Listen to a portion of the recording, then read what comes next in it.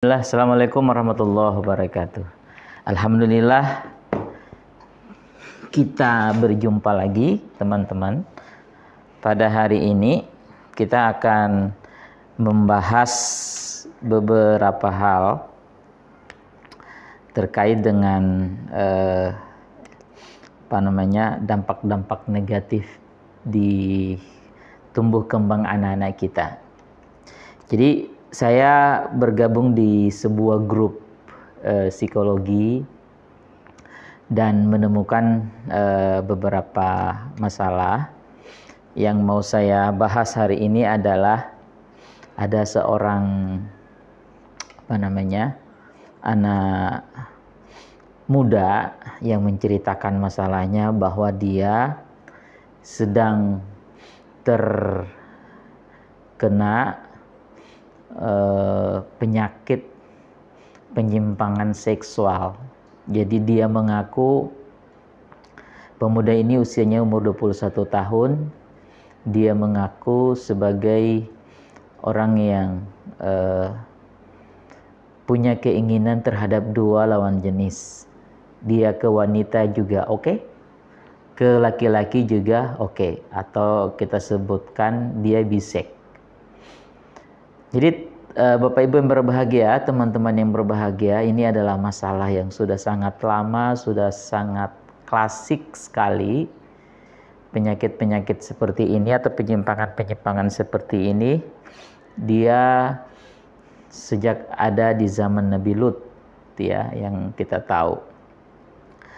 Teman-teman yang berbahagia, dari kisah si pemuda ini yang usia masih 21 tahun, konon ceritanya dia ini ketika masih remaja, masih kecil, sering mendapat yang namanya pelecehan seksual dari abang-abangnya yang istilahnya itu lebih tua dari dia. Jadi dia waktu kecil dia dilecehin, begitulah. Waktu kecil dia dilecehin oleh abang-abangnya. Nah, setelah itu dia SMA, begitu ya. Dia SMA karena mungkin di dalam kisahnya juga sudah dia nggak menceritakan juga bagaimana detailnya abang-abang itu melakukan pelecehan seksual terhadap si anak ini secara detail, apakah itu sekali, apakah itu 2 kali, apa itu 3 kali dan sebagainya. Tapi ternyata di usianya yang SMA, tiba-tiba kemudian dia tuh punya rasa suka kepada cowok, gitu, rasa suka kepada cowok. Ya, kalau dalam analisa saya berarti si anak ini mungkin waktu kecilnya itu sering diganggu, begitu ya, sering diganggu, sering dilecehkan,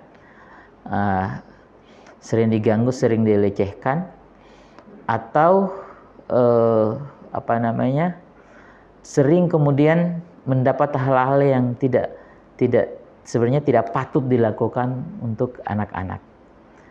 Nah, tapi SMA dia sudah kemudian dapat rasanya itu timbul. Artinya apa? Efek daripada dia sering mendapatkan gangguan dari anak-anak remaja di sekitar dia pada waktu itu kecil, efeknya itu terjadi ketika dia di SMA. Nah, dalam beberapa pandangan sebab akibat atau teori psikologi yang lain mengatakan bahwa berarti si anak ini pasti sudah pernah melakukan hal-hal yang sering banget dilecehkan. Kemudian dari hasil pelecehan seksual itu kemudian bisa jadi kemudian si anak ini begitu ya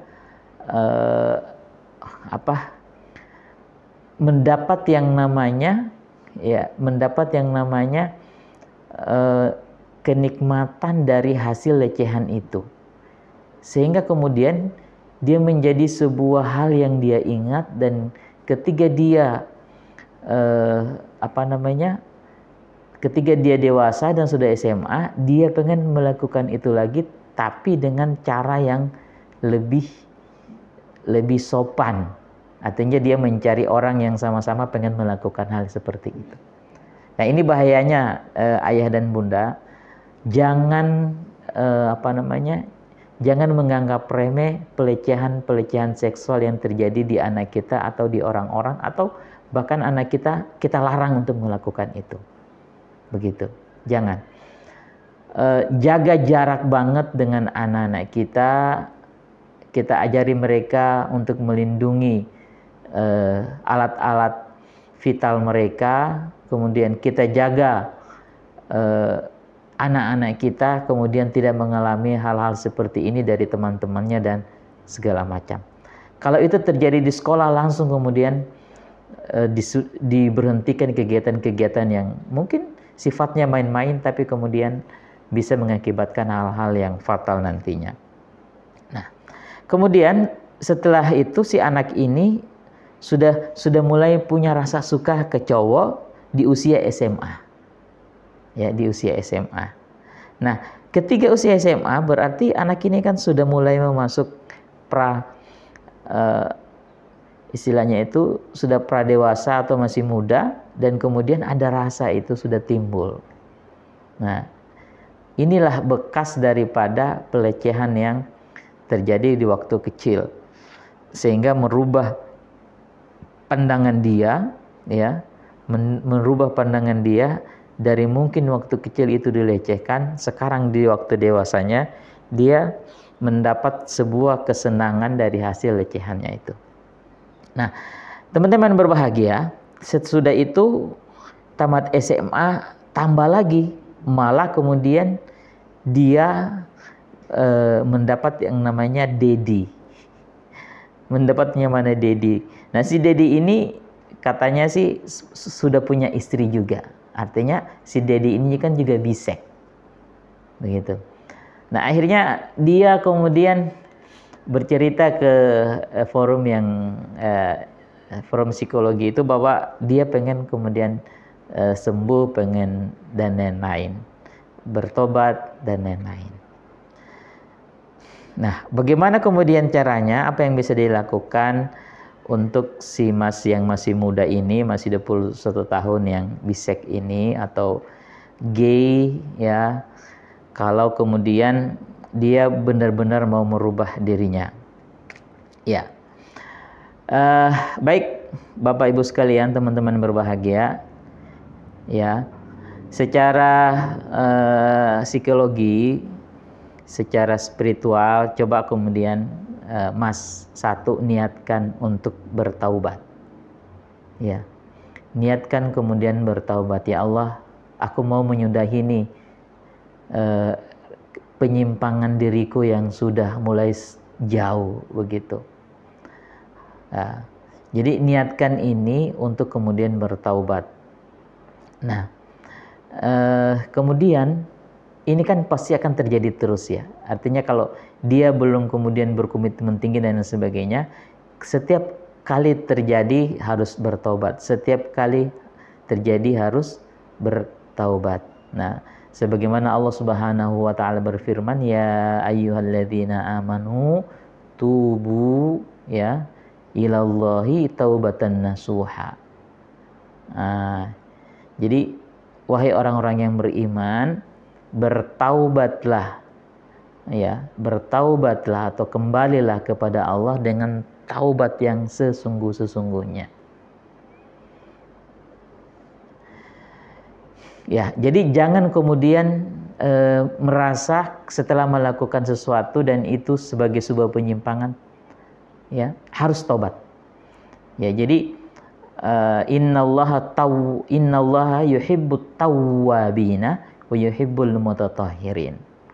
Jadi Allah suka dengan orang-orang yang melakukan yang namanya pertaubatan dan kemudian mensucikan diri. Nah, kalau dari ayat ini menjelaskan kepada kita at-tawwabina itu adalah orang-orang yang ketika dia melakukan dosa dia bertobat, melakukan lagi dia bertobat lagi, melakukan lagi dia bertobat lagi, melakukan lagi dia bertobat lagi. Jadi kalau secara teknis teman-teman untuk masnya, Kalau sudah melakukan hal yang istilahnya menyimpang seperti itu, bertaubat.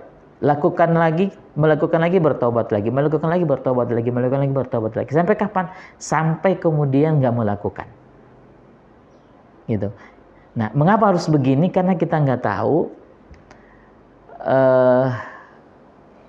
setelah kejadian itu, begitu ya, kita nggak tahu usia emasnya itu sampai kapan.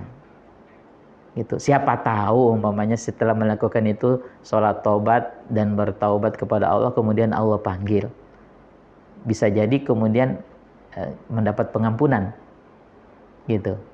Nah coba niatkan ini ya. Jadi secara teknis gini, jadi setelah melakukan itu ya bertaubat ya, kemudian ya di dalam hatinya, ya Allah, hentikan saya seperti ini, jangan melakukannya lagi, begitu ya. Kemudian setelah itu mandi ya, mandi taubat atau mandi besar, mandi wajib. Setelah itu sholat 2 rakaat ya, sunnah taubat ya. Setelah itu ya kalau bisa malamnya mungkin tahajud, begitu ya. Nah itu niatnya ya. Yang pertama secara spiritual nih, kita bersihkannya seperti itu. Jadi niat bertaubat, mandi taubat, mandi wajib, mandi apa, kemudian nanti sholat sunat taubat, kemudian lakukan dengan tambahan-tambahan ibadah yang lain. Yang ketiga, mengapa kemudian harus itu dilakukan, teman-teman berbahagia? Jangan pernah memandang diri kita ini ya mampu kemudian menghentikan perbuatan maksiat kita, perbuatan penyimpangan kita ya atas diri kita sendiri atau karena diri kita sendiri. Jangan. Karena kemudian pasti nanti diri kita sendiri ini tidak akan pernah mampu menghentikan kita untuk berbuat yang namanya kemaksiatan kalau Allah nggak campur tangan. Jadi setelah bertaubat, kemudian kita pasrahkan kepada Allah Subhanahu Wa Taala. Ya Allah, aku nggak sanggup ya Allah untuk mengontrol diriku. Ya, aku nggak sanggup ya Allah untuk kemudian menahan diriku. Tolong ya Allah, tolong diriku ya Allah, tolong. Minta itu di dalam sholat taubat. Jadi pasrahkan diri kita. Jadi jangan sombong bahwa kita ini mampu mengerem diri kita sendiri untuk tidak melakukan. Kalau bukan pertolongan Allah, maka kemudian itu kita nggak mampu. Makanya jangan sombong, kemudian jangan terlalu bertumpu kepada diri sendiri, tapi bertumpunya kepada Allah Subhanahu Wa Taala.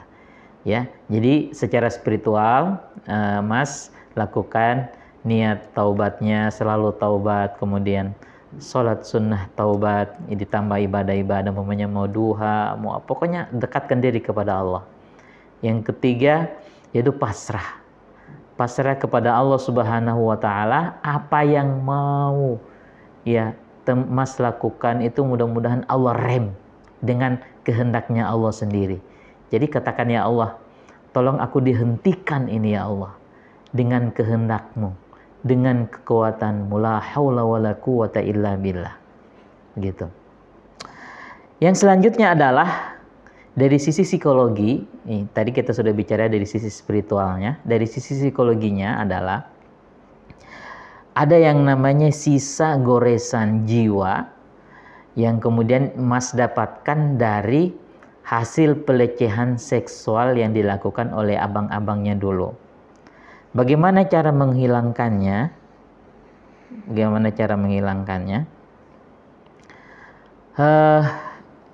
Yang pertama adalah meminta orang yang melakukan pelecehan seksual itu, ya, meminta orang yang melakukan pelecehan seksual itu minta maaf kepada Mas. minta maaf kepada Mas. Karena dengan perbuatannya itu kemudian sudah memberikan sisa goresan negatif di dalam dirinya Mas. Tolong kemudian itu dicari di mana nih orang ini. Suruh dia minta maaf kepada Mas. Gitu. Nah, kalau kemudian dia sudah minta maaf, berarti Mas harus maafkan. Mas memaafkan, akhirnya nanti sisa-sisa goresan negatif itu insya Allah akan terbuang. Ya, akan terbuang. Yang kedua, ya, selain dari orang lain yang minta maaf, kemudian Mas juga kemudian harus memaafkan diri sendiri. Memaafkan diri sendiri.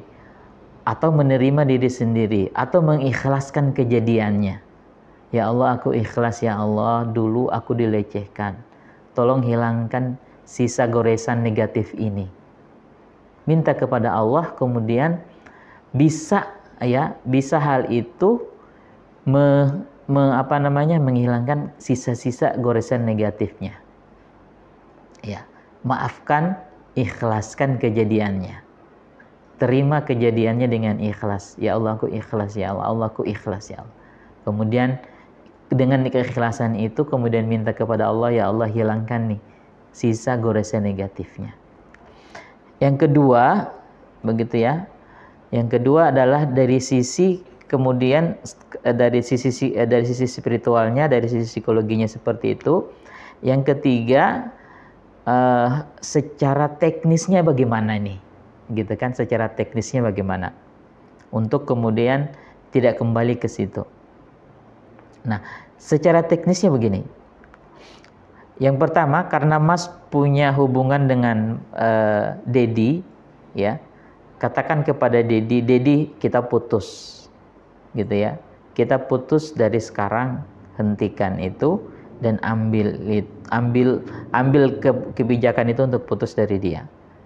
Ya, karena efeknya juga nanti memberikan bahaya juga kepada Dedi ini yang sudah kemudian punya istri, kan kasihan, gitu ya. Jadi harus putus dengan Dedi ya, Mas. Yang kemudian hijrah, ya hijrah ini kalau umpamanya Mas di lingkungannya sekarang ini nggak mendukung Mas untuk bisa move on dari masalah ini, pergi ke sebuah daerah yang lain. Itu hilangkan jejak, ya. Umpamanya pergi ke mana, ke sebuah pulau mungkin ya. Atau pergi untuk melanglang buana beribadah, mungkin hidup sederhana dan selain, pokoknya pergi, jangan ada di situ lagi yang bisa kemudian mendapatkan memori-memori yang sudah ada di situ, hilangkan.